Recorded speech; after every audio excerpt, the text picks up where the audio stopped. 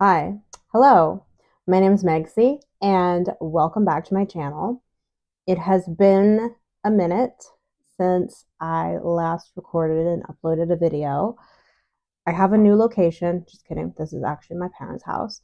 But I thought I would get back into the swing of making videos again by just doing a random booktube tag I saw floating around on the internet called It's Not That Bad. This is a tag that has 11 questions related to seemingly bad book habits that readers might do to their books while they are reading them. So, without further ado, let's get started. The first question is, do you dog ear your books? No, I do not. I actually cringe seeing that. Second question, do you annotate your books? I Okay, so generally a lot of these questions are about marking up physical copies of books, and probably the only time I ever really annotated books was when I was in college. Um, the most I will do for nonfiction books is I will highlight certain passages. And even I did that recently for a book I will be reviewing in my November wrap up, The 100 Years War on Palestine, because I wanted the information to like seep into my brain, because a lot of it, like in the case of that book, it was refuting a lot of like the standard narrative that we are told, right? So I have started doing that slowly, but it is only for nonfiction books. And even before that, since I'm so like anal, I guess you could say, the only thing I would do is that I will mark the books with like a little tag, like a sticky, just to like go back to certain passages. But again, I do feel like those are only for nonfiction kinds of books. I don't really do that at all for fiction passages, fiction books at all. So I do, but it's very lightly. And until recently, even just physically marking it just like hurt something in my soul. Do you roll covers or break spines when you read? I have, not intentionally, but I feel for really larger books, you kind of have to do that. It's just inevitable, like a 500-page book. But people like doing that deliberately, like cracking it, like, nah, no, that just makes me cringe. So I try not to, but with a larger book, it, like a door stopper, it is going to happen. Question number 4. Do you listen to something while you read? No, I definitely need silence pretty much. I mean, like if there's outside background noise, that's one thing, but I definitely cannot listen to music when I'm reading. I can listen to music when I'm working, but not reading. Definitely not when I'm going to sleep either. Do you read in the bathroom? No. I find this interesting that people need to read sometimes to go to the bathroom. I've never had that issue. Do you read in water, as in the bathtub, in a pool, etc.? No, definitely not. Do people actually do that? I have never known anyone that has done that. Do you DNF? DNF means do not finish. Very rarely, because I believe in the sunk cost fallacy, that I've spent so much time invested in this book that I feel like I've wasted my time, what time I've wasted just reading it. And I'm like, no, I have to see this through. There are very rare exceptions if it is a massive book where it's just so boring and I'm like, I'm not gonna, no. Or if it is a book that the opinions of the author or the themes of the book just anger me so much, I'm not gonna read it because it's gonna aggravate me. But again, that is pretty rare. I came close to not finishing a book recently, but I did slog through it, not because the plot wasn't interesting, but because the writing wasn't good and I just couldn't really get in the mindset of reading. But it's very, very rare for me to not finish books. I generally try to stick it out. And I will say, I do think sticking out sometimes some books do redeem themselves. So you're like, oh, I'm glad I just didn't get like rid of this book. I like stopped reading at the 50-page mark. But then there's others that just don't.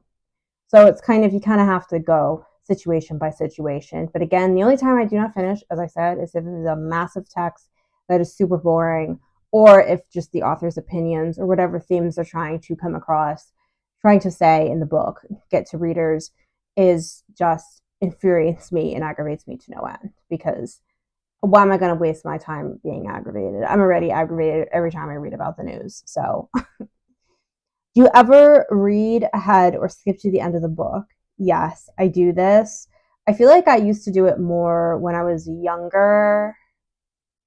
I don't know if I do it so much now, but yes, I've definitely spoiled books for myself by doing this. So I've sort of learned my lesson. Question, I've not even said the numbers of these. Question number 9, are you polygamous? Why do I have a mental block saying that word? I.e. read more than one book at a time. Lately, I have not been. For a decent part, I feel, of my adult reading life, I have not been, but I did recently do that. I did recently read a fiction and a nonfiction book at the same time.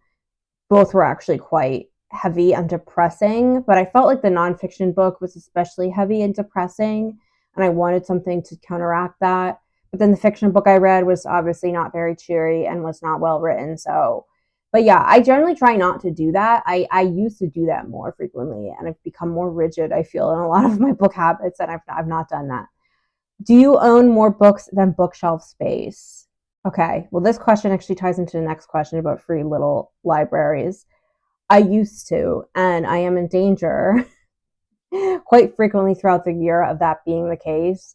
I have one bookshelf, and I need to confine my books to that one bookshelf because I live in a condo that has 650 square feet and very little storage space. So, generally speaking, what has really helped me keep my books to the single bookcase that they're limited in are the free little lending libraries. But sometimes I do own more books than bookshelf space, but I've gotten better about just paring it down because of those little lending libraries. They just make it so easier to get rid of the stuff you're not going to reread. You know that you probably didn't even enjoy it the first time, and you're like, why do I still have this? Or maybe it spoke to you when you're a teenager or when you're younger and doesn't speak to you now. It's nice to get rid of stuff, to purge it, because to be honest, most of the books that I've gotten rid of, even if I thought back and was like, maybe I'd like to reread that again, I never did. And I'm like, I don't regret getting rid of it. So technically, no, I do not. But it's something that's always a work in progress, to answer the question. That was a long answer to a short question.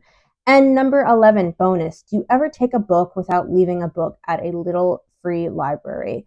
I didn't know this was a rule. I do that all the time.